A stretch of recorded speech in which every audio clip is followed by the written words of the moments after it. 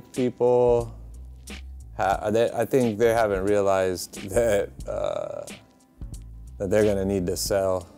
I think we've been getting calls, right, to people to sell stuff, but they still are hung up on like what they paid for it. They're not ready to take a big loss yet. I mean, what they paid for it is irrelevant to what the current market price is. Because yeah, I talked to a couple people, and they had some friends that bought some stuff, and they were making a lot of money. And the guys, he was embarrassed to like tell people he was selling his shit. You know, he had a gold date, and he ended up selling it for like 30 grand, something like that.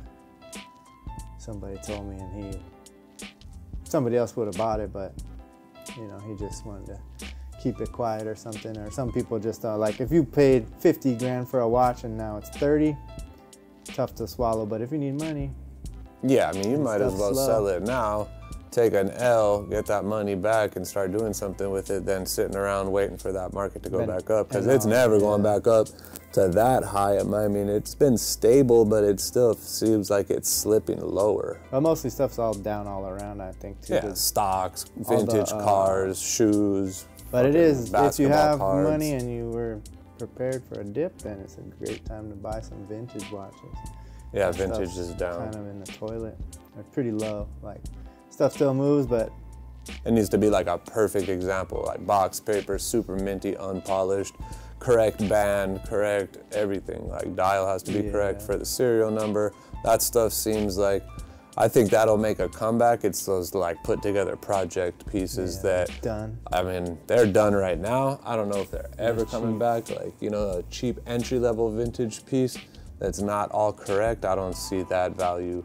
But even some dealers are selling stuff. They call us, and you know, it's a nice time to, you can say no to a watch and not feel bad. Before you're like, you know, you have to like almost bend down to whatever the customer wants for their watch, and now, hey, go somewhere else, and they're not going to be able to. And we're also getting people like offering stuff, you tell them no, and then they're coming back like a day or two later, and they're like, you know, wanting to take your offer. And it's like, well, that was the offer 2 days ago. Like, I don't know. Like, you know, you clearly shopped it around, couldn't sell it, now you're coming back to us. It's like, we got to lower our offer now. I mean, not by a whole bunch, but I mean, that tells me that they weren't able to sell it. We were willing to pay top dollar, and I don't want to get stuck with something. No, you gotta make a safe offer. There's no like, because before you could just buy stuff and bet on it to go rising up. And down. By the time it got shipped over here, it might have gone up a couple $100 or $1,000 or something. That's not the case now. I mean, yeah, like everything new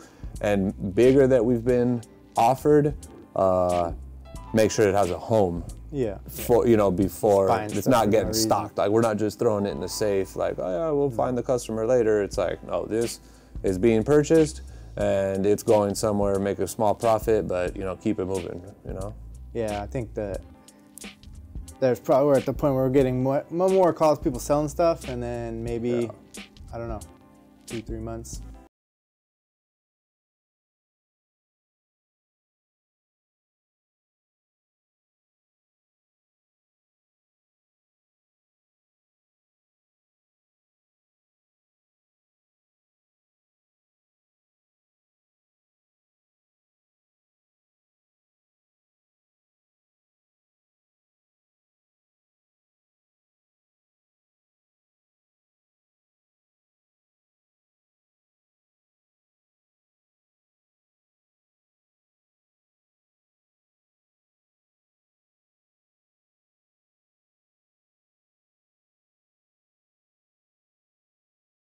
Kind of stretching to buy something like, oh, I can't really afford, you know, I can kind of afford it, but like, I'm not quite sure what the next few months, like those people I don't feel like are buying anything right now. And those are probably the people that had maybe purchased a few watches, you know, or pieces during, you know, the uptick, and they're probably thinking like, oh dang, I might need to sell something. Yeah. You know? And I mean, for us, what we will do is probably, I mean, we're gonna work a little bit harder. We've been jumping on planes, going to find stuff, you know. And being innovative, right? Yeah, you gotta. Not sitting around waiting for the deals to fall in our laps. We gotta go find them a little bit. They're not. Yeah, you can just go out and get merchandise or whatever it is, because people get, I think they'll watch industry. There's some guys that work really hard, but then there's a lot of guys that are chilling, Yeah. like sitting back, waiting for stuff to come to them, and that not really gonna work in some of these kind of times. You gotta be a little proactive. I do think some of the parts might start getting freed up a little bit. You know, some of these guys that are like maybe not selling some watches and they have parts just hanging around, they might be apt to sell them just to, like, you know, keep some cash flow going. A lot of these guys buy watches, customize them, put the parts off to the side, and it's kind of like a little IRA they keep.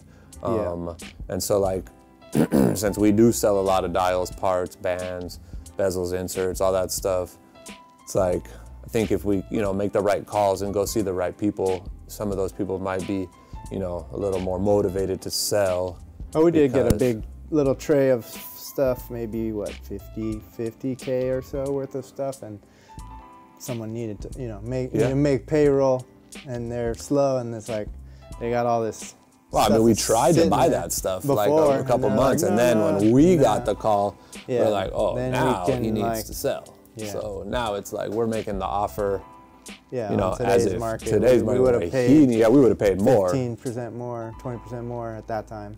Yeah, but when you get the call, the person needs to sell. You could tell. You can kind of feel them out. It's like, okay, well, now my offer can be a little bit more, you know, for me, instead of, you know, trying to go buy. There's always two prices, right? The price that, like, I need to go buy something, or it's like when somebody needs to sell something. Like the today money is less than like before that guy, because we offered on that whole package and he didn't really want to sell.